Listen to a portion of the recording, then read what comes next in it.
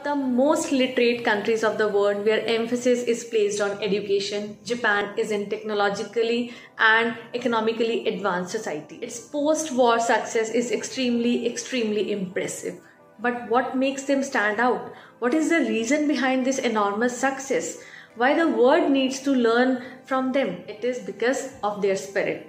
No zero attitude, punctuality, politeness is what they pass from one generation to another. It is their unique parenting style which believes in setting high moral standards, which believes in upbringing the individuals possessing high moral standards. Hello everyone, once again welcome to Alka Space. Today in this video we are going to talk about Japanese parenting style, what is unique about their parenting style. But let me make it very clear that this video is not intended to compare our culture with their culture and conclude which is better and which is not. It just aims at taking something valuable from them. So let's begin. But before we begin, please take a moment to subscribe to Alka Space and hit the bell icon so that you can receive the latest updates from my channel. So let's start with Japanese parenting style. The parenting in Japanese is of encouraging kind. They believe in positivity. They actually set very high moral standards for their kids, like no zero and no error attitude, politeness, punctuality, working collectively and collaboratively, respecting others' feelings is what is in their priority list. While studying the Japanese parenting culture, the first thing that caught my attention is independence. They give a lot of independence to kids, that is in the sense that kids go to the school unaccompanied. Very small kids even go to the school without accompanying their parents, and even if they are traveling through, even if they are going through, they are using public transport. Why? Because Japan is one of the safest countries. There is very low crime rate and they believe in the community. They actually trust the community. That's why they send their kids unaccompanied to the school. Second is equality. Japanese people believe in raising the individuals in collaborative society. They actually practice the principle of equality in actual sense. In schools, you will find the children of every strata studying together regardless of the social, economic or political background of their parents. They actually do not differentiate between the kids of a king and a kids of a servant. Every child is treated equally inside the school. Third is focus on self-regulation. Japanese kids are taught to control their emotions. Their behavior is constantly monitored, but psychological principles are not in favor of this kind of thing. They advocate self-expression. But what to say, Japanese people are like this. Japanese children are very calm and contained. You will never find any child throwing tantrums in public place. Even if a child displays some kind of emotions, even if a child is crying in a public place, the parents always seem unconcerned. The mothers, they seem to radiate a kind of serenity always. And if in case the child cries, in case the child throws tantrum in public place, they quietly take the child to the private place and then talk to them. Parents are not expected to scream or yell at their kids.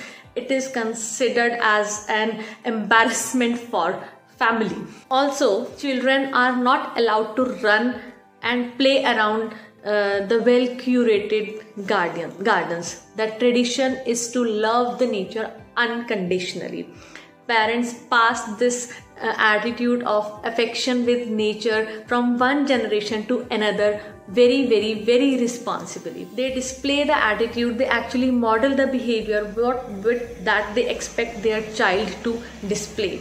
Whenever mother is going to teach her child something of value, something of importance, she always say, do it like I am doing it. They follow this rule and they model, they practice actually what they want to preach. Also, it is very uncommon in Japan to praise their children in public. They think it as boastful. It is a sign of something like uncultured when they praise their children in public.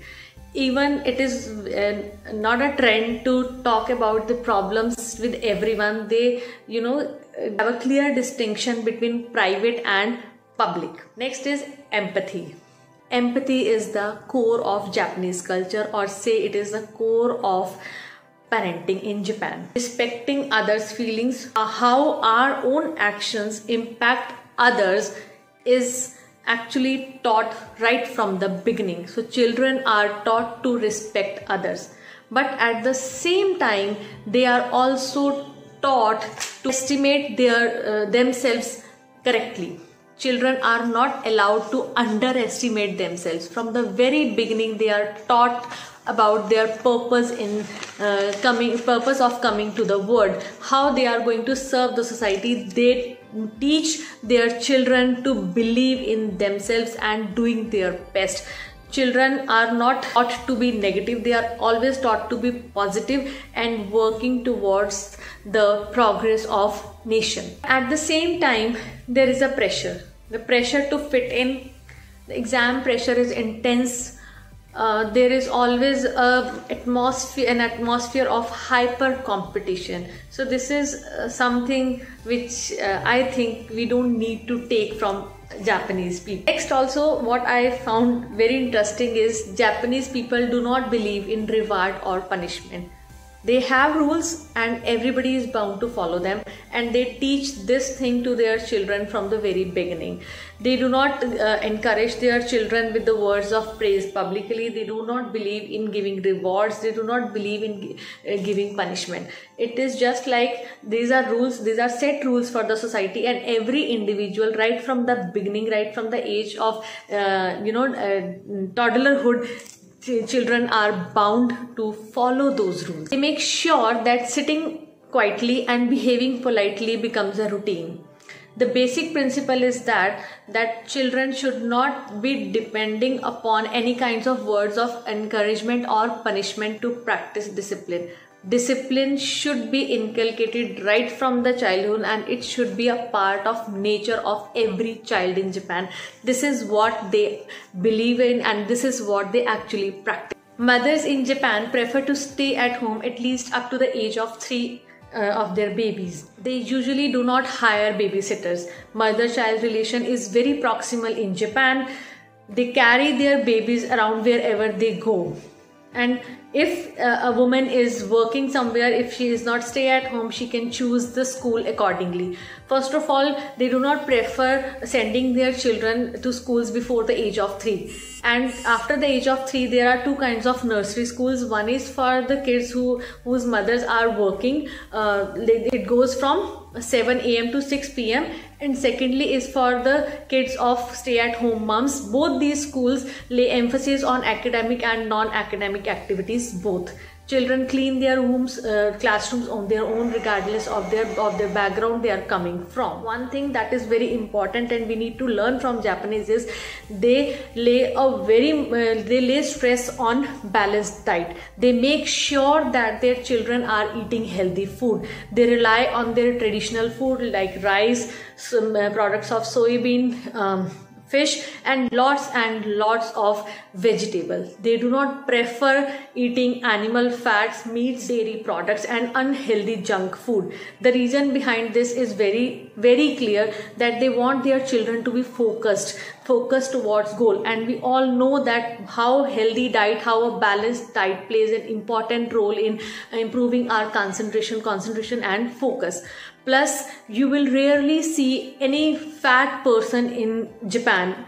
Obesity is not at all allowed in Japan. So this is the thing that we need to take up from their parenting style, that is laying importance on healthy food and balanced diet. In the nutshell, we can say that honesty, punctuality, politeness, positivity and good health are given utmost importance, and this is the main reason behind their skyrocketing success. If you have liked the video, please give a thumbs up and do not forget to share this video and subscribe to Alka Space. Bye bye and have a good day.